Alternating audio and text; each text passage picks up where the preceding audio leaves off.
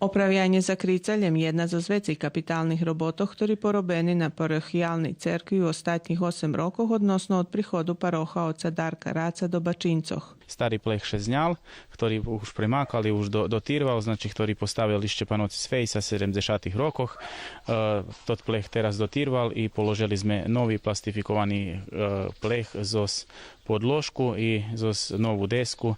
Hredi ostali stari, poneže keď šezňalo krov, vidjelo se že hredi zdravi i že su dobri, takže sme premenili mlatki i položili deski i paropropusnu foliju. Hej.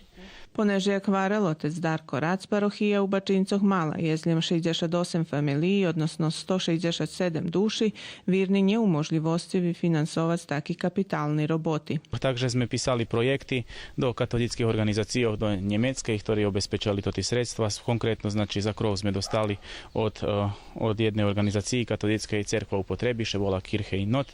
Cerkva nam dost krašnjevi patra, bo porobene oblaki, položeni novi, hej, vlahavica hnuta i treba omalterovana i teraz ljem da še obili, to nam jedino. Biljenje fasadi i nukašnje maljovanje cerkvi, jak i obnova lusteroh, roboti, ktorí zaplanovani za naihodzaci čas.